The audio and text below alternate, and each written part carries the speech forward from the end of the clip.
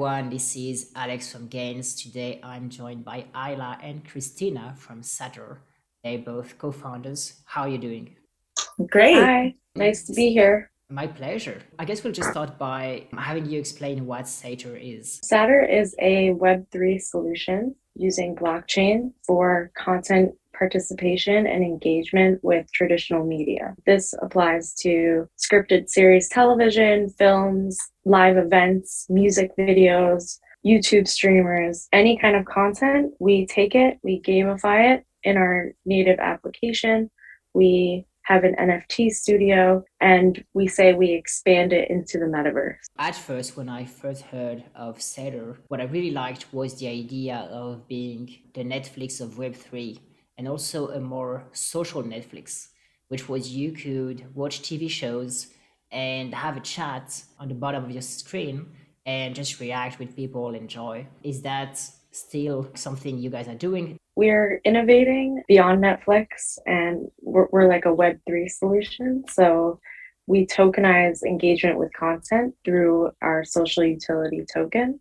And what that does is it democratizes this value back to everybody in the ecosystem. Audiences see a payout for proving that they watched something. So in short, in its simplest form, Saturn pays you to watch TV. How do you kind of do a vampire attack on these giants that currently have millions of users? The financial incentive is interesting, but at the same time, maybe it's only a few dollars. I'm not sure if you, want to share the amounts people can be earning. How do you convert people? Why is it a better experience for them?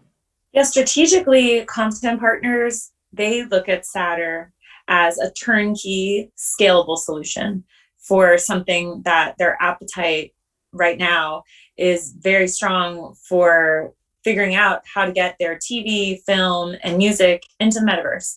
How they all want to cash in on the NFT craze that they've heard about. They all want to learn what Web3 is, how that's going to affect their business. They're looking for solutions that are turnkey, where they have a huge fan base, they have great content, but they don't want to be the educator to their non-native crypto audience, how to get a wallet, how to get crypto, how to connect to OpenSea, just to buy a collectible of something that they care about. And outside of Saturn, before Saturn, there's just so much friction to that process. And at best, your HBO putting your NFTs next to all these irrelevant things in OpenSea and hoping that your fans figure it out. And if they do get to your collectible, it's sort of a so what, it's sitting somewhere in a wallet. And so those are some of the pain points that we learned about talking to executives, major talent managers, streamers, and they just want a solution. They want a partner. They want a long-term business partner, which is what Saturn has built itself to be from their perspective. They don't care about one NFT drop hype. They care about their 50 titles having a nice organized process to move into the NFT space in a strategic way. So now the audience is able to watch their content. And in a world where we're all multi-screening, you just assume that people watching your content are doing something else on other devices, and your content can become like a leader and an influencer into these other aspects of immersing in the content as a viewer. And so as a content rights holder, when you begin sharing value back to your audience, you get loyalty, you get retention of your subscribers, you get audience growth, greater engagement and retention. Those are the things that most streamers are looking at as metrics, is hours watched, subscribers, keeping them in a relevant connection to your linear content while expanding their opportunities to interact and engage to NFTs, Metaverse, and just a more of a Web3 experience. For instance, Saturn launched the ability to make one of those NFTs your profile pic a couple weeks before Twitter did. And so Saturn's really being built with Web3 standards and as a turnkey solution for these very successful traditional linear content rights holders to just move into this new era that's evolving. There's something you said that I really liked, which was you don't want the NFTs to just sit in the wallet. I mean, that's no use, right? And you said you were pioneering the NFTs as profile pics before Twitter. What other cool things can you do with your NFTs that you guys are enabling? Yes, we are really at the frontier of NFT utility and advising these content rights holders how to embed the most interesting utility. There's really fascinating utility you can have in a television show. You can have access to behind the scenes content. So, one of the first NFT drops we did were NFTs that gave the holder the right to decide which character to heartbreak or bankrupt. And so it's just at the very beginning what can happen when it comes to TV and film and music and NFT utility. Some of the practical utilities right now on the app are that you can show off your NFTs so other users can see your user profile, your NFT gallery. We have visions of making that more of an immersive experience to visit someone else's NFT gallery, even within the mobile platform. But in the Sator Metaverse, we already exhibit NFTs. So you can walk around in Sator's Metaverse as an avatar and look at NFTs. And then Isla can tell you a little bit more right now about the NFT-based game that Sator has built and is deploying to launch soon. Before we jump into that, something really cool we did a few months back was with a festival called Welcome to Rockville, where we have, your typical NFT with the art, but the owner actually unlocks 2 VIP passes to next year's show. So the inherent utility there is you literally have tickets now. But about this game, we're super excited about it. It is an entirely NFT-based game. Our prototype we just released it. It's a Unity game where every single item in the game is an NFT that has metadata that links back to our marketplace at nft.sator.io. And currently, everything is Solana based, but we have full intention of being multi-chain and expanding to other chains. And in the game, you basically play and collect NFTs. You can show them on your wall in your house. The better you play based on the content that you've been watching, the more NFTs you can collect, the more SAO you can earn. We'll be unveiling that game in the next 45 days. I was very curious much more about the real core of what you are doing, which is, as you put it, TV, you get rewards. I mean, any stream on the internet. So a new way of watching content. For the average user, can they see the content they can see on TV, right? I mean, are they going to be restricted? Are they going to feel like, oh yeah, I love that show, but it's not on Sator? Will they find maybe exclusive content on Sator that they wouldn't see somewhere else? I love that question, since it's another dynamic in television industry that we learned about in our research is viewer choice. Viewer choice is actually a pain point since we have overwhelming amount of options, thousands of different things you could watch tonight. And pretty much every human has fallen asleep just trying to figure out what to watch before you even get anything on, because too much viewer choice. And so simplifying viewer choice is something Sator does really well, because suddenly, instead of thinking of thousands of anything on any streaming platform that you have to decide between, you might be able to say, well, you know what? These 40 pieces of content will actually reward me and let me participate in the value that I create when I watch and engage and I'm interested. And they have NFTs I can discover. I can do some things with them in the metaverse. So it helps simplify viewer choice. If you look at our technical product roadmap for this year, we are building towards being smart TV compatible. And so, yes, that means that Sator has longer term plans to actually be a party to licensing deals where content will become exclusive to Sator, just like you have some shows that are exclusive to Peacock or Netflix or Epix.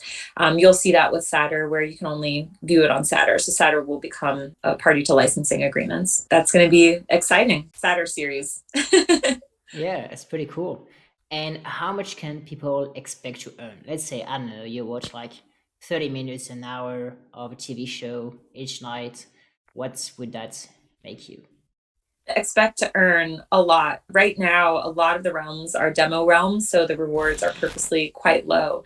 And so it's not a reflection of what you'll see on the Sator platform 6 months from now, when a lot of the looking at potential exploits and our security is quite strong and we're implementing more and more before increasing rewards. And then, of course, as official content partners like HBO and Warner are looking at their deals with Sator, those realms will have very high reward payouts because Sator will be starting out with much larger token rewards pools for kind of the major content partners coming on.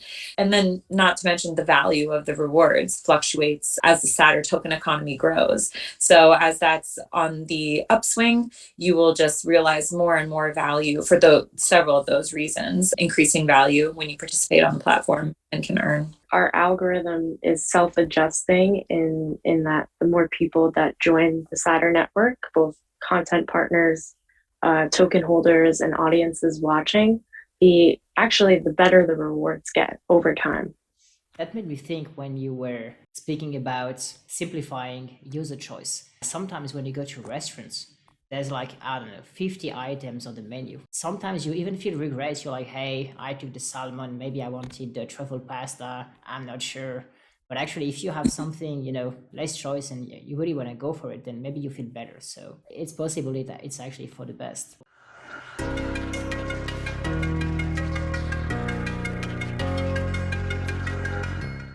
I would be curious to hear about, do you have a CTO, how you handle that? How many people do you have in the tech team? We have an amazing tech team. We have about 12 engineers, and they're front ends, back ends, all equal parts. We have Rust developers, smart contract developers. Our team is quite engineering heavy. My background is in engineering. I studied computer science at NYU. My history before SATOR is working on digital assets team at Credit Suisse, software engineer at Chainalysis. I'm able to oversee them, manage them, and kind of constantly adjust our roadmap, make sure that we're meeting all of our goals, and we have, and we'll continue to do that. Cool. Do you want to talk a bit more about like your credentials, your past experience? Because that was pretty cool to learn about what you did before, and also maybe how you met. I studied computer science at New York University. I have always been interested in blockchain tech and Web3 solutions. For my first job, I made sure I was on the digital assets team. I taught myself Solidity some years back. And Chris and I actually met in 2017 in New York at a consensus event, and we just connected right away. We happened to be, I think, if not the only, one of the few women actually attending. And remember, this is back in 2017. Our strengths really complement each other, and we just naturally became co-founders. Yeah, it was very serendipitous. Yeah, it was, kind of like one of the offshoots of the event, sort of like in between meetings. Wasn't even really planning to be there. And then just walked in and we're like, okay, kindred crypto spirits here. And I think my first impression of Isla was, wow, okay, future CEO, definitely. And we just started talking all the time about crypto and mining and ideas and research. And yeah, it was just such a natural partnership for a couple years. Then we really got clarity around this potential opportunity to build at this intersection. Prior to founding SATOR, obviously, I was also just in the crypto scene going into 2017, and that just amazing, exciting, volatile. It was when I was sort of shifting to all in on crypto, just all in terms of investing and time and projects, and really shedding a lot of my previous responsibilities, which had spanned fintech and entertainment and media. I did my MBA at UCLA, which was a fool's errand, but my undergrad at CU Boulder, where I studied international economics, and my original research there actually focused on international currency crisis. And I just was obsessed with economics, and I liked doing research. I worked for the Federal Reserve while I was in undergrad there. I did graduate 4.0, summa cum laude, kind of like Isla says, classic overachiever. I like to push people to their breaking point to do their best work of their life while they're here on our team. I also did, just by a fact, I think, of having a career in LA, just end up on a lot of very cool media projects. So on set at big Oscar-winning films, working with celebrities for different things. I built a touring music business, worked with all the folks at Live Nation, 500 different famous bands. The understanding of the entertainment and media industry and just being that business-minded person in and around that just kind of sparked these ideas that we had and researched. And Obviously, some of the technical pieces is where Isla's genius comes in on like what can be built and how to build it.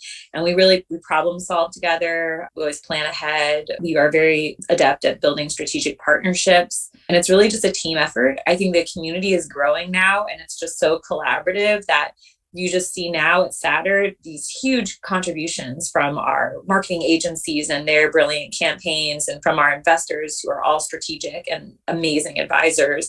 It's a whole team at this point. So now it's just sort of like this family, and we're, all on this journey together. So it's really great. You're both women, right? And the only other project I know in crypto that has female founders is Acropolis. And I think they're doing pretty well. And I was curious how it is, do you think it's an advantage, a disadvantage? How are you treated? Do you think crypto needs more women? I'm very curious to hear your take on this. I mean, every industry, I would say you could have, if you had equality, just equality, give people opportunities on the basis of their talent. I think that is something that the blockchain industry is probably a bit ahead on a global scale than some other industries.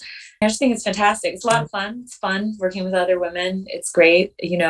I've met, sometimes you could say like different genders have like their own sort of like language and way of relating. And so it's just like nice to have diversity. We have some great mentors, Galia Benartzi at Bancor, SATOR's first advisor, continues to be an active advisor. And, I look up to her. She just has amazing guidance for us. And yeah, we're just trying to make a good contribution. I think we owe just a mountain of gratitude to the people that backed SATOR and believed in us and continue to believe in us. And we try to enable great female minds in the investments and the decisions that we make. Even when we're sponsoring to be on a panel, like we're very mindful to see like some equality. It's always been, I think, just female leadership in business has been just a fun thing for me to be a part of my whole career. And I think Isla and I really bonded over that, wanting to see more. It's so refreshing having a female co-founder, because in all my past being, especially on the tech side of things, I find that I'm always surrounded by men traditionally. This has been by far the best, most refreshing, enlightening experience working with a female co-founder. I would like to know, if someone is interested, can they try SATOR out right now? Is it as simple as going to the website, creating an account? How does it work? Yeah, go to our website. We're on iOS and Android. We are about to be in the App Store. We're already in the Google Play Store. You can enter our Metaverse, which instructions are also on our website. You don't need an Oculus, but Oculus is preferred. You can also check out our Metaverse from your computer, or you can head over to our NFT Marketplace, which is also on our website, and check out our first drop, which are utility-bearing extraterrestrials, which this ties back to the NFT game. You'll be able to play as that character. And those characters also earn SAO token just by holding it. 3 avenues to check out. I suggest you check out all of them, but great to start maybe in the app if you're interested in the content we have to offer. If you're more of an NFT person, our marketplace is super accessible on desktop and the app. Go in the app and watch a music video in the app. I really enjoy the music realms. So you can just literally watch the music video, play a game about it, earn SATOR token. And in the SATOR app, you can stake them too.